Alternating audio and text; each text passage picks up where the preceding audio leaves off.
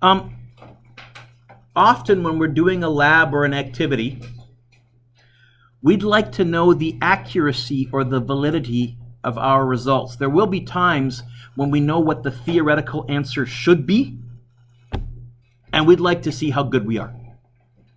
If we have a known value to compare our lab results to, we can find out our error and our percentage error. We can find out how much we're off by just as a physical number and how much we're off by as a percent. So, some definitions for you.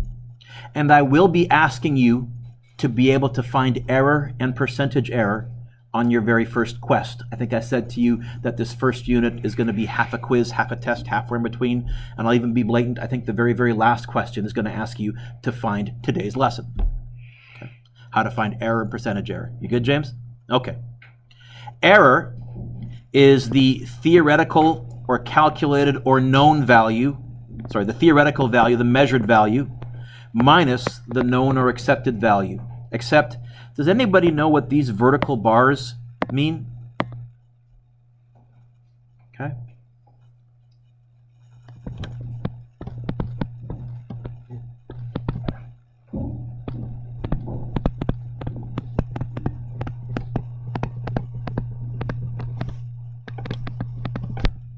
If you see something in vertical bars, it just says, if you get a negative answer, make it positive. We call that taking the absolute value, and you'll see that in math this year. So here's a little bit of a preview of coming attractions in your math class. The easy way, so the absolute value means make your answer positive, even if it's negative. The easy way to always make sure you get a positive answer is to always go the bigger number minus the smaller number. Although if you look at your good scientific calculator, which all of you have by now got because I've yelled at you so much, you may somewhere see a little ABS button. It's probably a shift button, or it might be in a submenu, and that's the absolute value function. Okay? We'll talk about how all this works and practice this in a second. Percentage error. Percentage error is the error that you got by going bigger minus smaller, divided by the answer that you know is correct, the known or accepted value, and then to make it a percent times 100. The same way as if you write a test and you get, for example, 80 out of 90, you go 80 divided by 90 times 100 to make it a percent. Let's do some with some numbers. Police officer uses a radar gun to clock a passing Ferrari at 211 kilometers per hour. However, the radar gun has some error. The Ferrari was really speeding at 199 kilometers per hour. Still fast. What's the error in the officer's measurement? So the theoretical value, the measured value, the experimental value is 211. The known value, what's the correct value? What's the value that we know is actually correct? 199. So the error is 211 minus 199. I'll put the absolute value signs, those two vertical lines, just to remind myself, if I had gone 199 minus 211, make the answer positive, ignore the negative. 12? I can do that one in my head. Double check me. Yes? Kilometers per hour. For this measurement, this radar gun is off by 12 kilometers per hour, but that only tells me what it's off by for those specific numbers. I'd kind of like to know what it's off by as a percentage. So for me to find the percentage error, and my abbreviation for percentage error is a percent sign error, it's going to be, what did I write in the little formula in the middle of the page there? The actual error, 12, divided by the correct value, the known value, the accepted value. What's the correct value of all the numbers we have here? What's the correct value? I thought I saw your lips move correctly. Never mind. Okay. 199 times 100 to make it a percent. What is this radar gun off by as a percentage?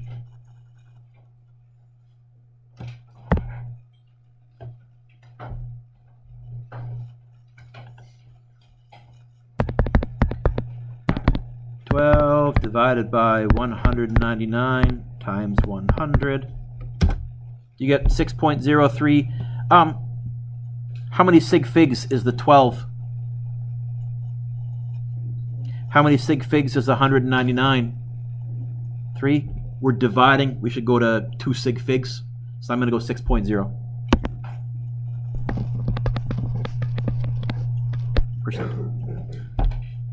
This radar gun is off by 6%. Now, if you could prove that it was consistently off by 6%, then in a court of law, you could use that perhaps to say you can't guarantee that I was speeding. Now, 199 is so fast, or 211 is so fast, you're out of luck. But if you were in a 60 zone and it clocked you at doing 71, you could say, wait a minute, this is off by 6%. I might have been doing 64 or 60. You have to run the numbers. Turn the page.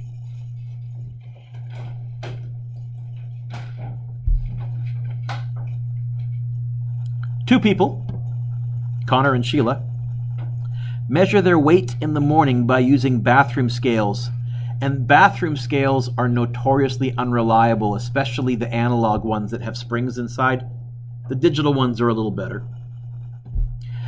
Connor's scale says that he weighs 237 pounds, but his actual weight is 256 pounds.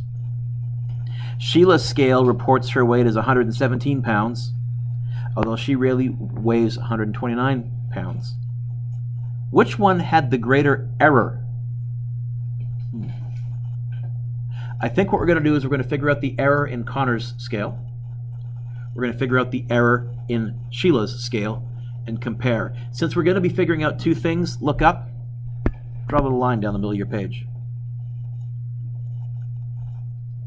How about let's write here, Connor. You know what? That's too much writing. Look up.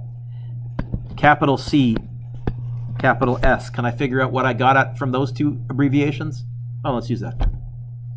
You're going to hear me use this phrase all year. We're going to be lazy but organized. We're going to be freakishly lazy and freakishly organized. Minimal amount of writing for maximum amount of organization. All right. It's going to be 237 minus 256.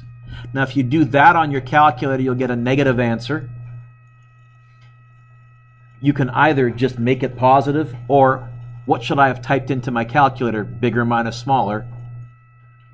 What should I have typed in instead? Yeah. And half the time, I'll write that if I'm in a rush and just flip it on my calculator because I'm in a rush. So when you go 256 minus 237, or when you go 237 minus 256 and ignore the negative. 19? Yes? Pounds. What's the abbreviation for pounds? Why LB? Why LB?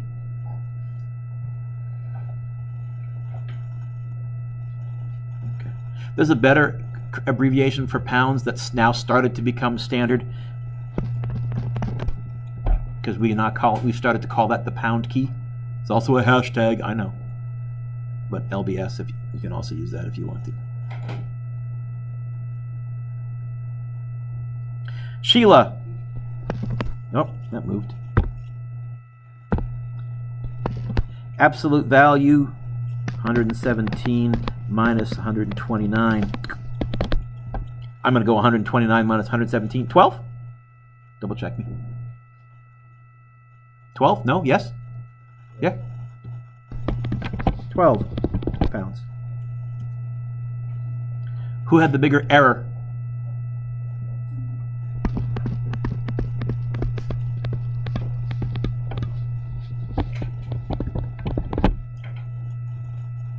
Does that mean Connor's scale is worse? I don't know.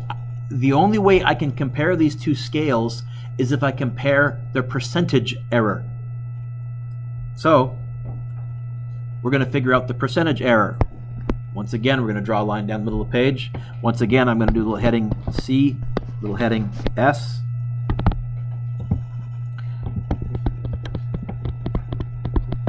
How am I going to figure out Connor's percentage error? I'm going to calculate it by the actual error, which was 19, divided by, am I going to divide by 237 or 256? I'm going to divide by the value that I know is correct. Which value is correct? 256 is correct? Times 100. What's the percentage error there? And I think I'm going to go to 2 sig figs here too. Sorry? And is that 0.4 rounded off properly? Yeah.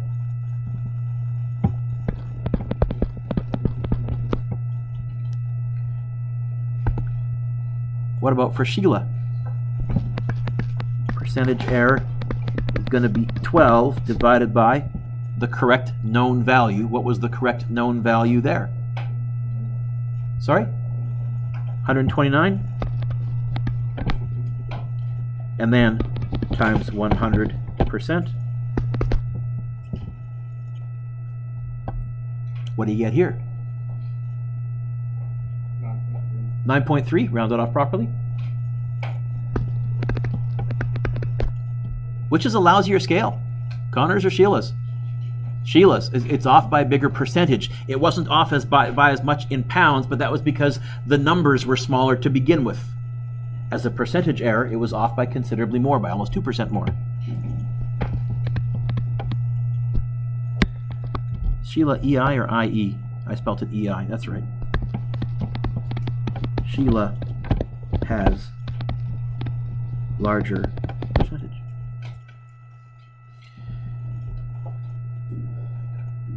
Mr. Dueck estimates that it will cost him $7,650 to rebuild his porch. This is a fun one you can do once you start becoming politically aware. If you listen to the news, whenever a government announces a new project and how much money they think it's going to cost, and then you can have fun once it's done calculating the percentage that they were off by, and it's always woefully huge. They're terrible at this.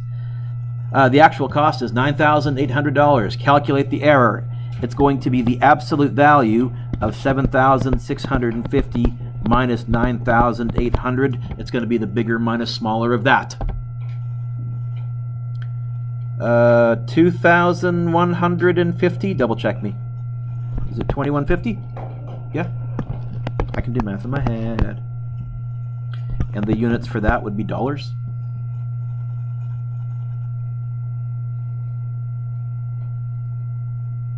The percentage error.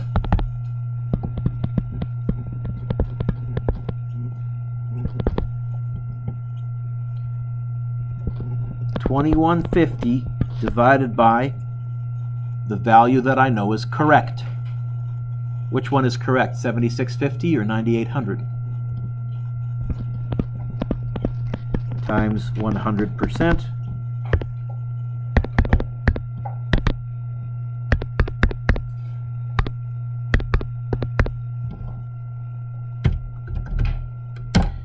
This has a, and I guess 9,800, I go to 2 sig figs as well, so 22% error.